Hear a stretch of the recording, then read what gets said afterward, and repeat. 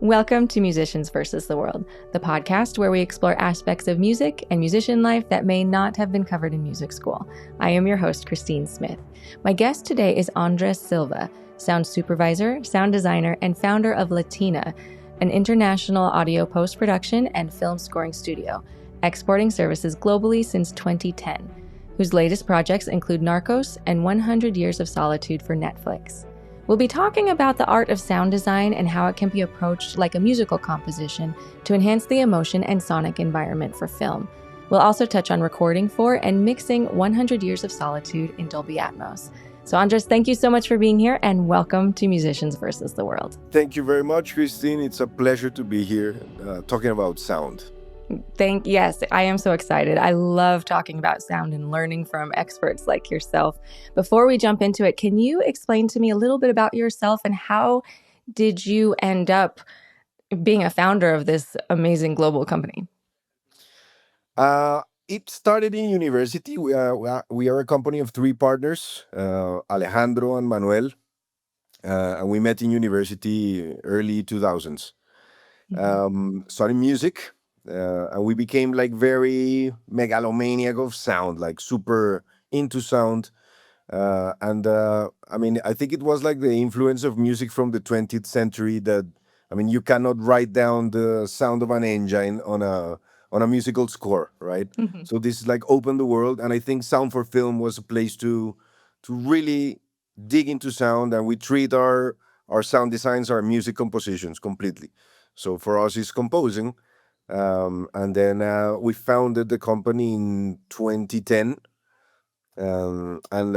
Basically we became successful just by being really stubborn.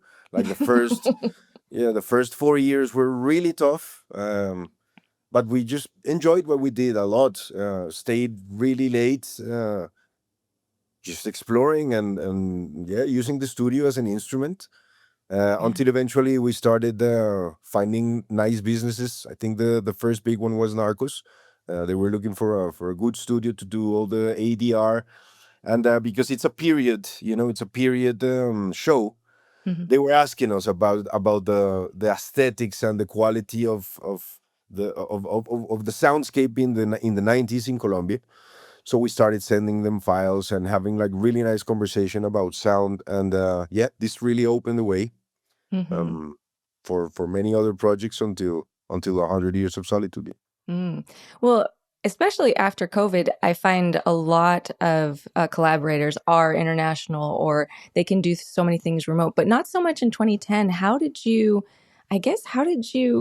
find people? How did you talk to people and find people to work with? Because your company's based in Colombia, is that correct? In Bogota, yeah. Yes, in Bogota. So how did you do that? How did you network with projects? It was something interesting in I think we did like probably two films that was being done, the traditional way, like printing a reel. But very soon after, the whole ecosystem of film became digital. Mm-hmm. So this really opened the way for post-production. And I think Colombia it's an interesting hub for post-production. And there are really, really talented people and good studios. The Mexicans had a couple of offices in Colombia for post-production. Mm. And we have always felt that our business has to be international. Yeah. We did a really nice series of Colombian independent films, really interesting animation, like black and white animation.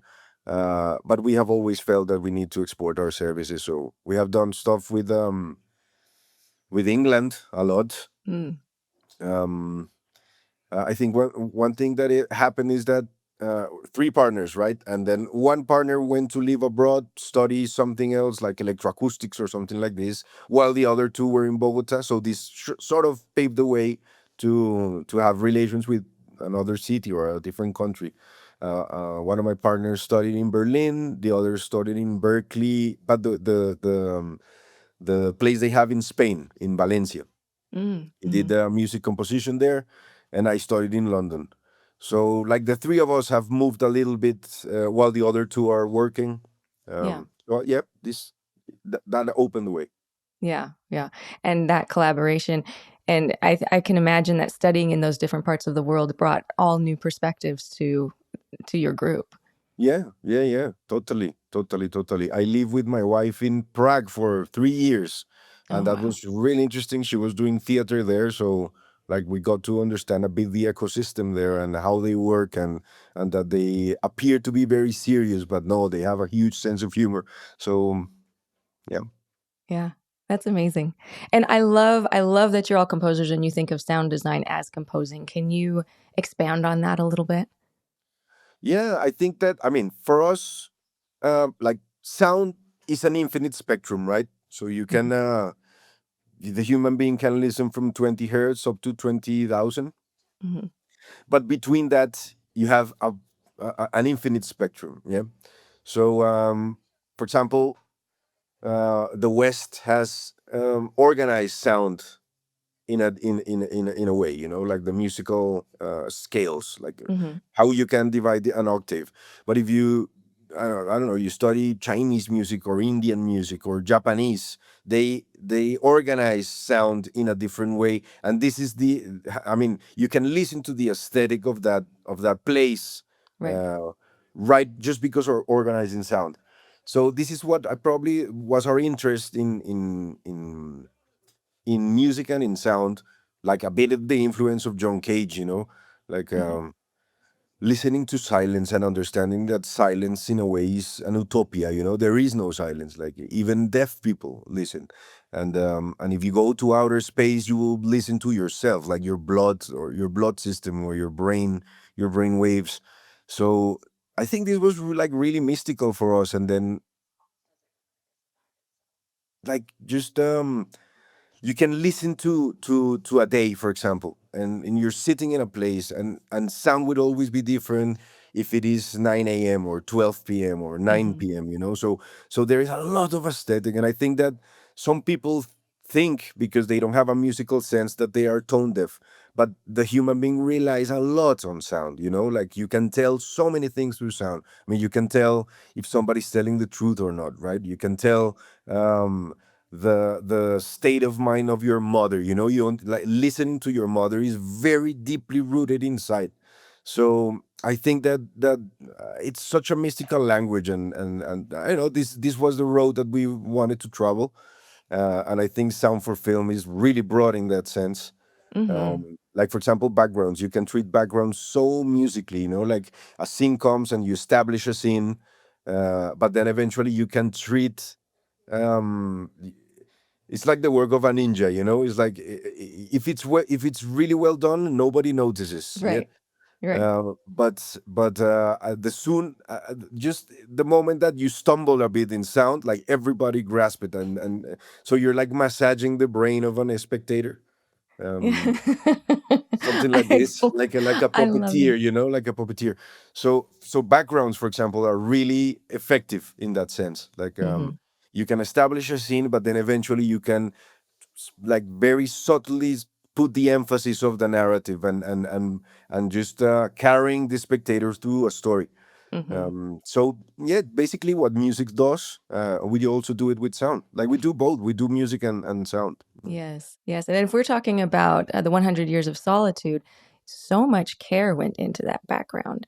And I know that you used some sounds as thematic material for characters and for people and for situations. Can you tie that in a little bit? Can you talk to us about some of the thought process as you were doing the sound for this project? Yeah. Okay. So, very peculiar project. I think that Mm-hmm.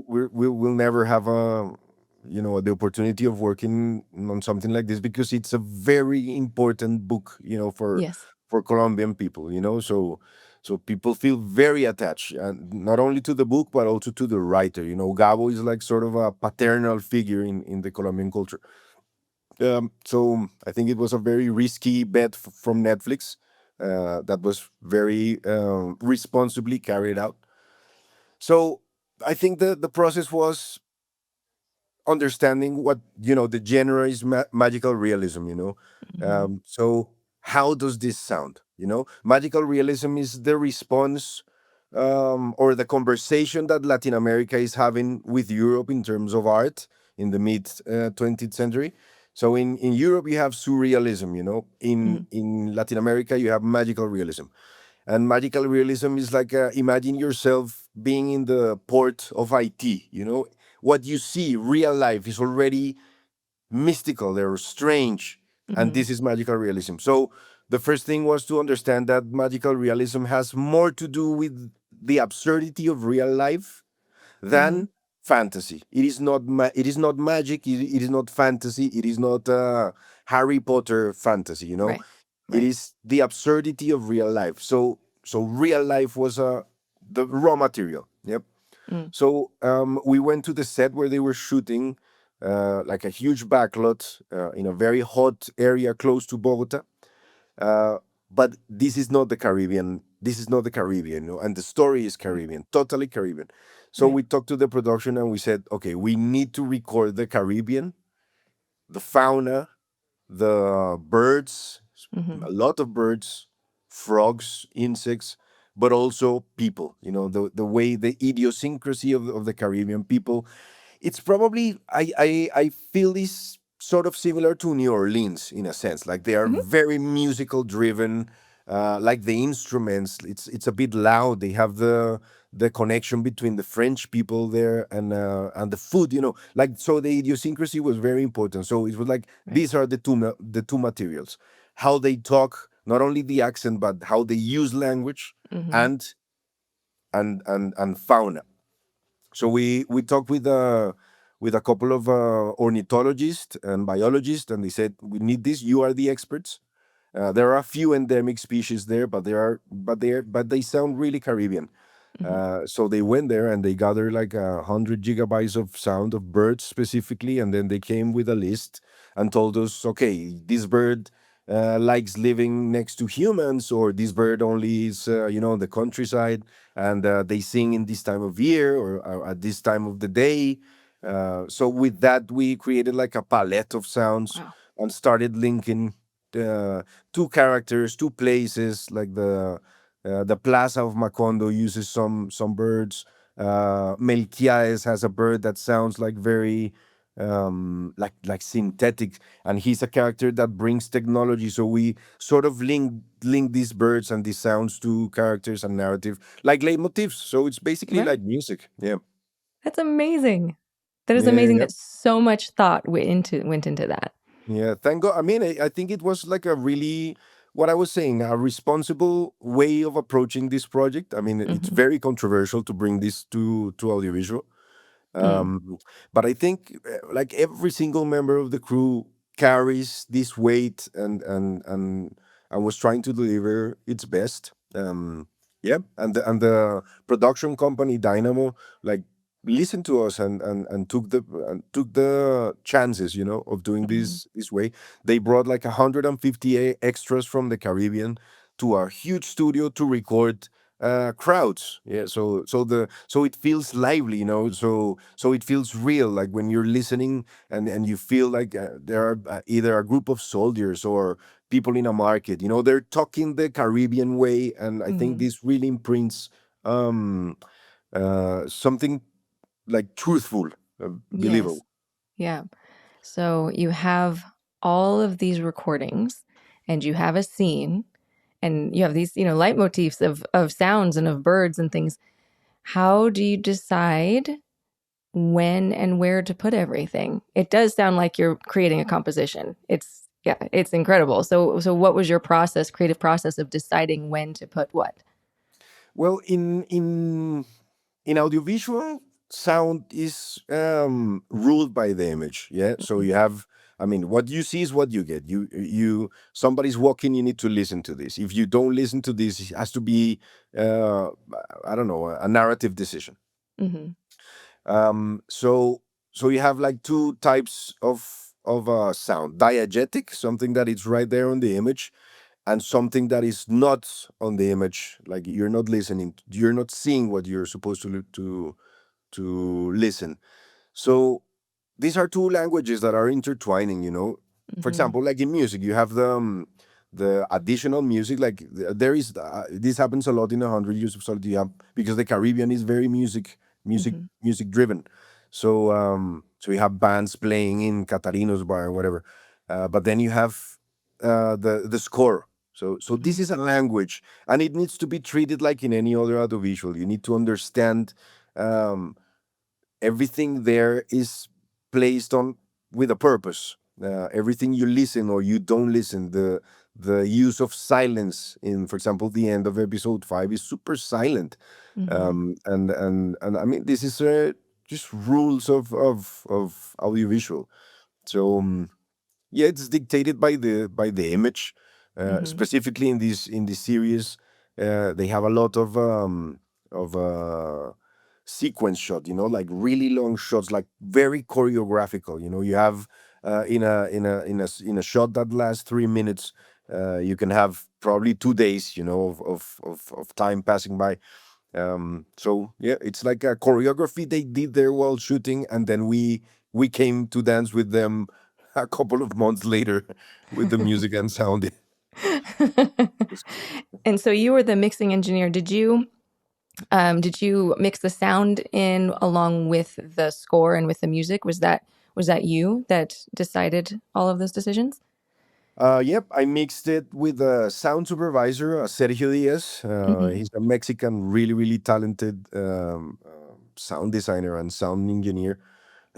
And so it was the sound design of Latina with Sergio.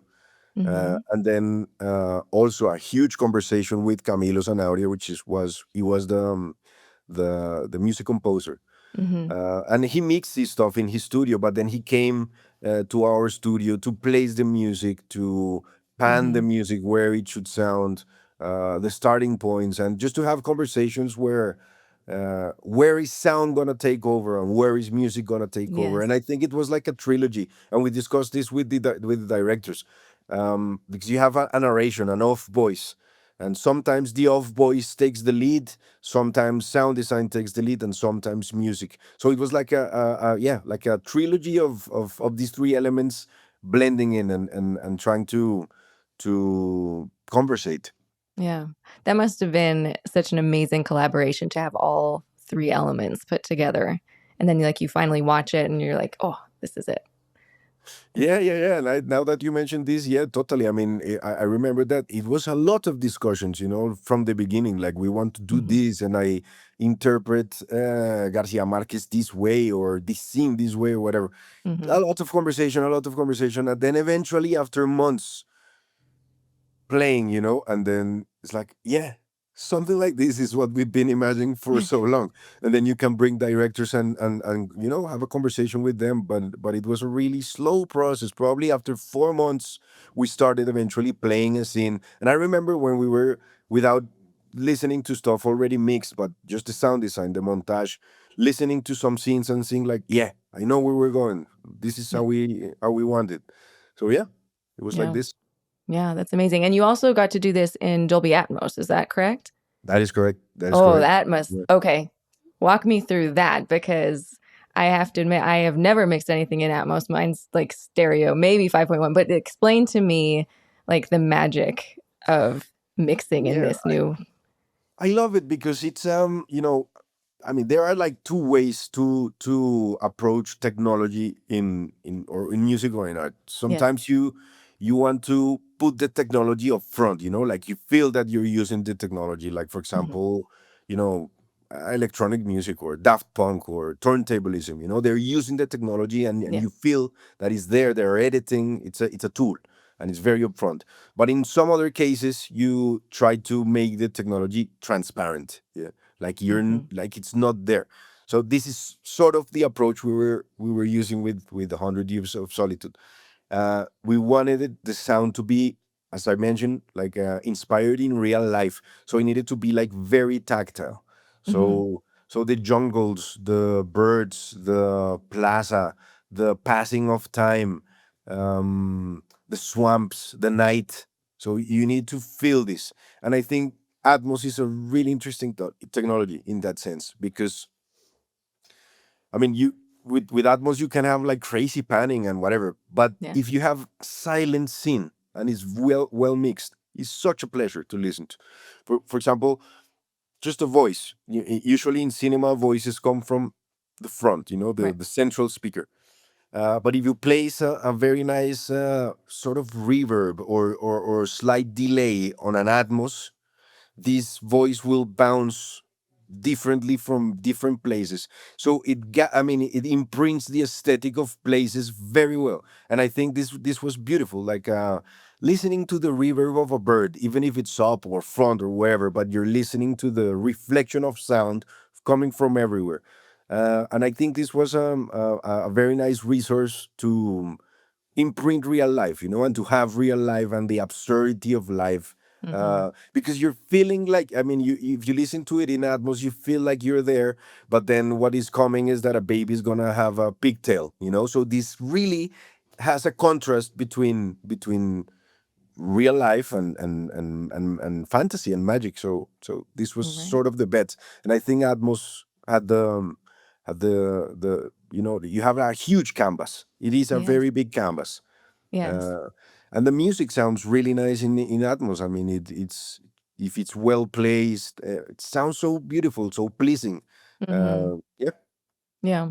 Yeah. So how, like, just kind of to on the technical side, as you are mixing music and then the sound design in Atmos, do you and then of course vocals, do you put is there like a rule of thumb, like this is where you place this is where you place this?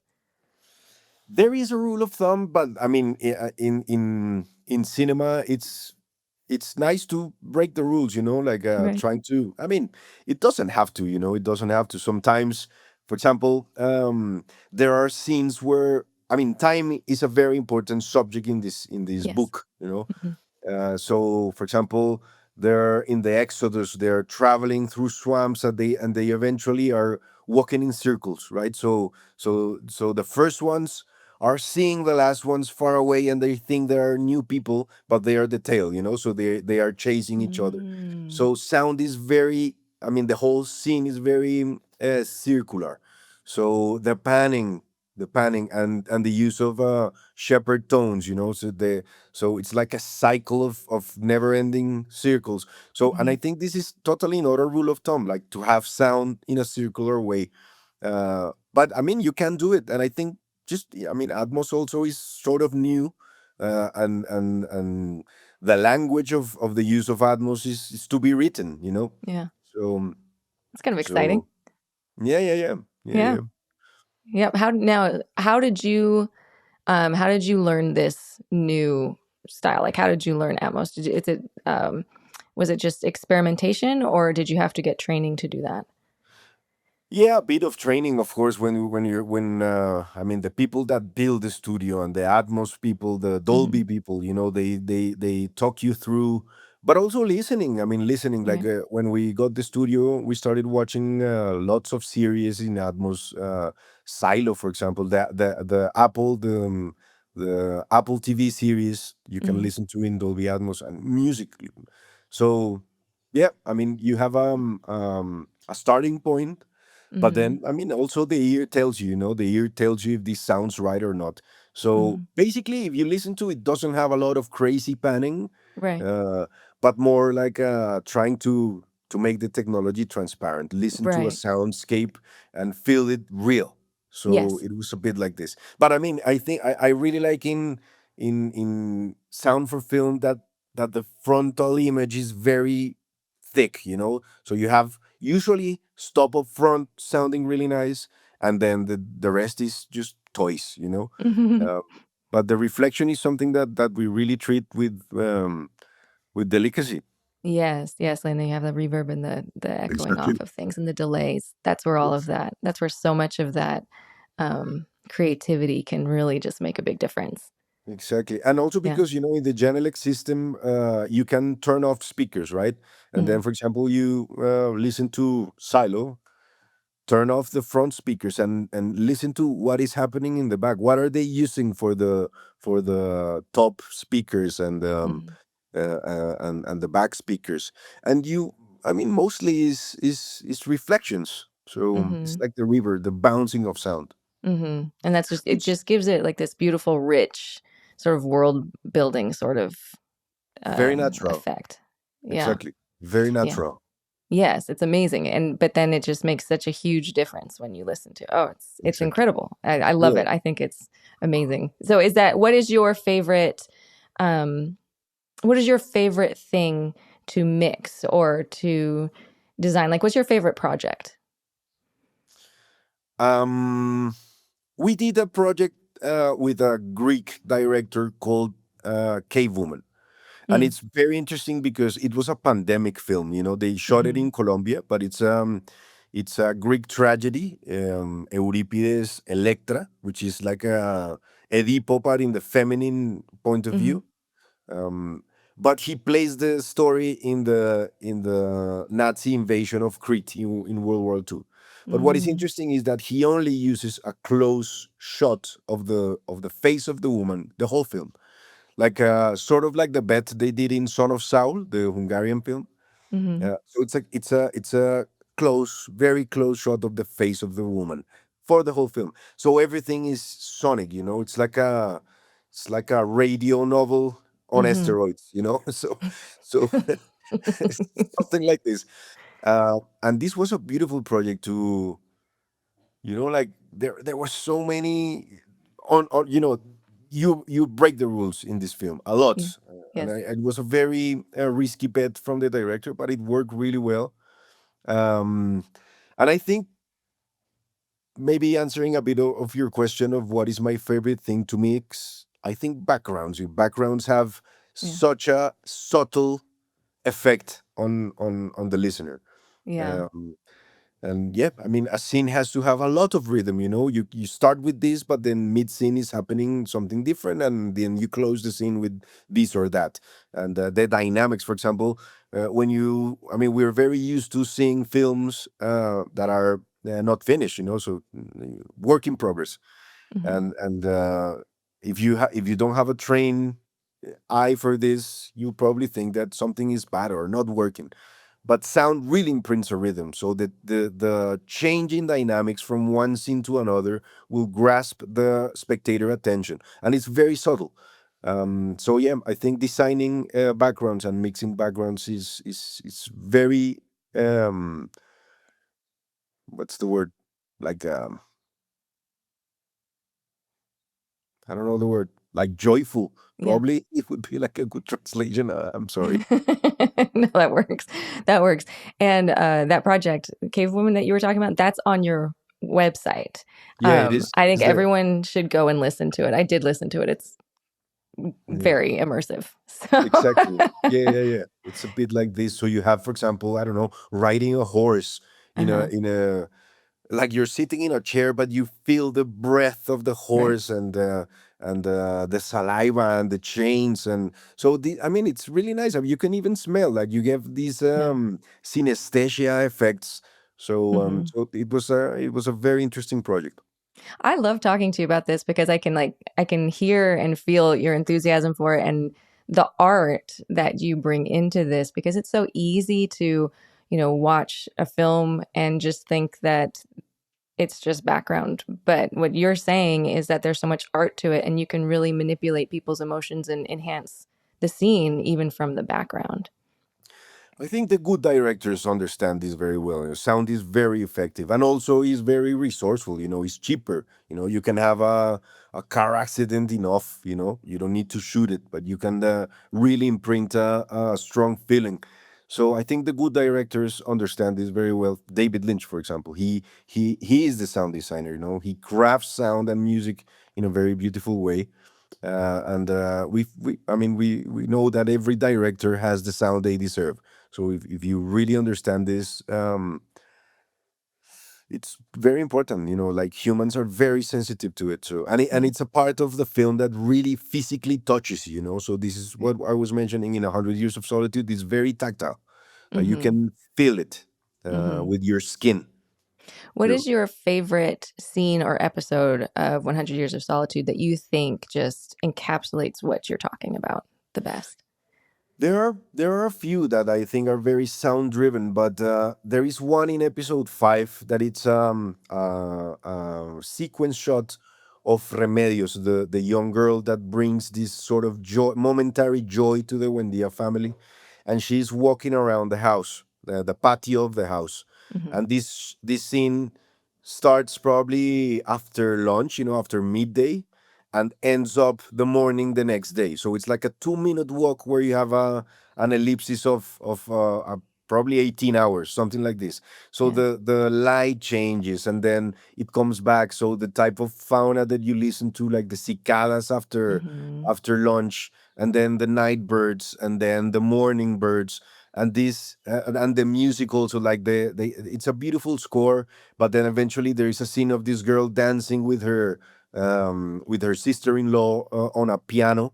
So it's like additional music comes in and blends in, and then the score comes. And I think this is a really amazing scene, created by the director Laura. That Mm-hmm. she really understood magical realism, and I think, yeah, this is a beautiful scene. It's like sort of the beginning, or probably the first half of the fifth episode. Okay. Yeah. Yeah. Oh, that's beautiful. That's just fantastic. So on the Mm. flip side, what was the most difficult scene or episode for you? Or most challenging? Um, Maybe not difficult, the most challenge. I think the beginning of the work was very challenging because, I mean, you're talking about sound is very abstract. Right. So you can talk a lot about sound, but you can be thinking of something and I can be talking about something different. So the expectations were very high from the Mm-hmm. directors, from the producers, from us, so internally. And I think the challenge was to administrate the resources, like the time, the people, the spaces, the budget, and then having like designing this workflow, and then eventually feeling that it is going somewhere and it is working. So the Mm-hmm. beginning was really challenging because, I mean, you cannot listen to a scene until it's properly mixed. So Mm-hmm. before that, you're just talking. You're just talking, and we want to do this, and it's a whole expectation, managing expectations. So I think this was the biggest challenge. Mm-hmm. But it's an important one because you need to all be on the same page before you start doing all the creative. Exactly, because I don't know. I mean, if you're doing a sculpture, then maybe you can have a render. You can see stuff somehow before doing the real thing. But in sound, you cannot. In sound, you're just talking. Like we're going there, but you're not there until you start listening. Mm-hmm. So yeah, I think managing the expectations was really tough. And I know that, for example, the directors were already working on sound in the editorial part. They knew what they wanted it to do, and we needed to translate this to the mixing stage. So, receiving the directors for the first time and sitting with them and playing a scene and just, like feeling if they are into it or not. Uh-huh. This was really the challenge. Once this conversation has passed, then everything was running smoothly. Oh, okay. Okay. Yeah. And how do you do that when you are just talking? How do you help a director or producer catch the vision that you are going for? I think references are really References. important. Yeah, references are important. Like talking a bit in the same language, Mm-hmm.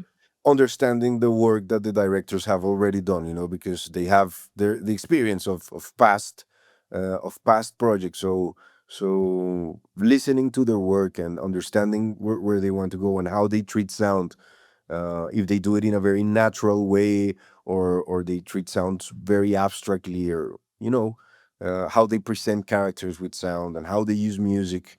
Mm-hmm. Talking about music, for example, a lot. Like music, not only music for film, but just music. What do you like? And then, yeah, you can sort of start off to feel like the aesthetics they want to imprint. Yeah. That's smart. Yeah. Oh my goodness, this is amazing. I could talk to you all day about this. I love hearing your philosophies and just the practical advice that you're giving. But we have to go. But if we just to finish up, if anyone were wanting to do what you do and they want to become a sound designer and be an artist like you, what advice would you give them? I think don't stop. Or just don't stop. Do it Okay. and don't stop. You'll get better, and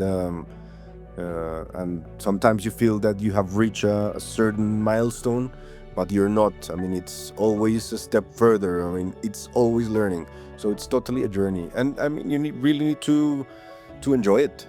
Enjoy it. Mm-hmm. So yeah, be stubborn. I love that. Be stubborn. Andrés Silva, thank you so much for coming and chatting with me. This has just been such a joy to learn from you. Thank you. Thank you very much, Christine. Yeah, please visit our webpage. It's la-tina.co and listen to our work. And very welcome to Latina, which means actually the bathtub. So welcome to the bathtub. Perfect. I love it. Yeah.